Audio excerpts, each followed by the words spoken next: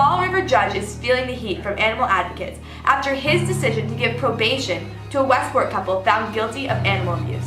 The couple starved and abused 6 animals, including locking a dog in a closet, who was later found dead by officials with a half-eaten book in his mouth. Animal rights supporters rallied outside of Fall River Court for their Justice for Animals rally. KPTV's Robert Cianelli attended. Here he is with that report. Animal cruelty officially became a felony in Massachusetts in 2014.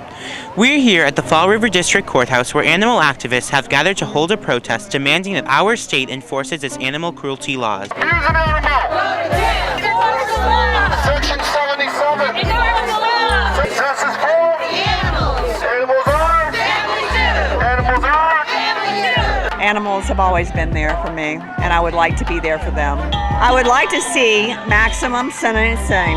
I would like to see it treated as the felony that it is. I'd like to see people go to jail. Multiple animals were found dead, decomposing in Steve and Nicole Botello's home in 2015. Nicole was given no punishment by Judge Gilbert Nadeau other than being put on probation and not being allowed to have any animals for 18 months. This lack of punishment contradicts the fact that Massachusetts laws state that it is a felony to abuse animals. Many feel as though the Botellos were given a slap on the wrist. The protest is here at the courthouse because activists feel our courts are not doing their part to protect animals. The fact that probation is the answer to animal abuse is atrocious, and it has to stop. We need to make everybody realize that animal abuse is, since it is a felony, it should be sentenced as a felony. And I need passion coming out of your voices. I want Somerset to hear us. I want Westport to hear us. I want Dartmouth to hear us. Richard Medeiros! Richard Medeiros! Do your job! Do your job! Do your job!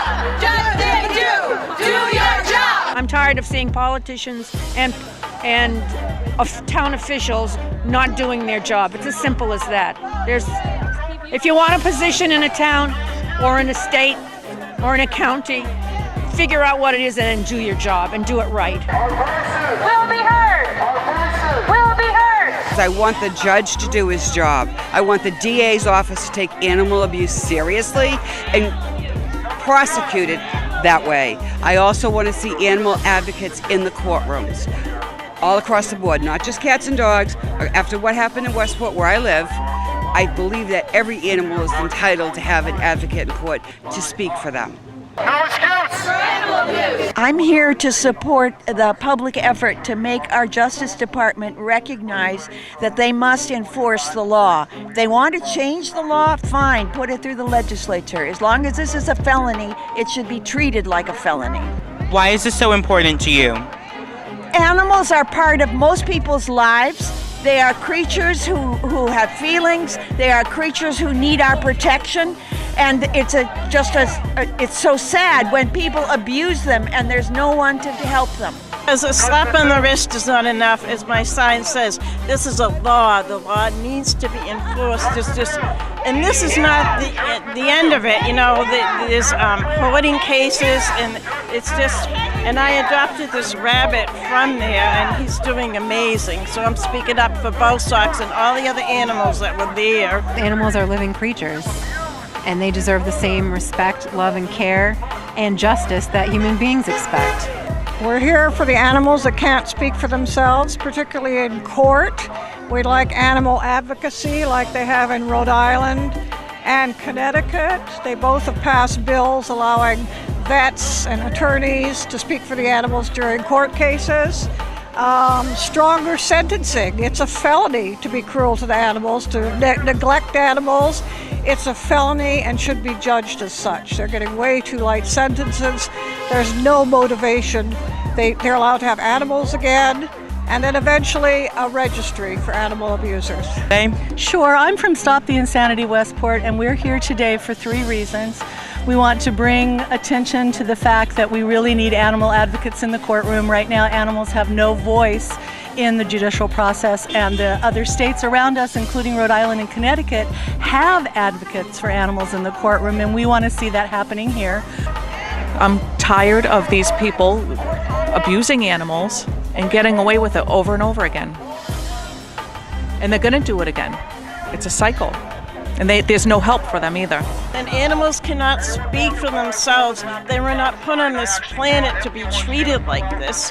And as the speaker over there was saying, I've read a lot of reports that say animal abusers are more than likely to abuse humans as well. So both of this needs to be stopped. I am here today because I am an animal lover. I was born an animal lover, and I can't stand seeing all this abuse and injustice and what's been happening. I mean, people are getting just like a slap on the wrist, and it upsets me so much. Time after time, animal control does their job, the police departments do their job, and then they pass it off to the judges who don't do their job. They let them off with a slap on the wrist. The problem is with the lenient sentences or no sentences at all. They can go get animals to abuse again in 18 months. That is not okay with me. If they abuse an animal, enforce the law. Enforce it flat out, and do not give them the ability in 18 months to have another animal. What's happening in the criminal court system is atrocious. And when it comes to animal abuse, there is no excuse. Why is this so important to you? Because animals are voiceless. They give unconditional love, whether it's a dog or a cat, a rabbit or a horse or a cow. They don't judge us, and yet the judges don't stand by them. In the very near future, the 26 people charged with animal abuse in the Westport Tenant Farm case, the biggest case of animal cruelty in the history of the Northeast, will face a judge. The hope here is that our laws put in place to protect animals will be upheld. Robert Gianelli, KPTV.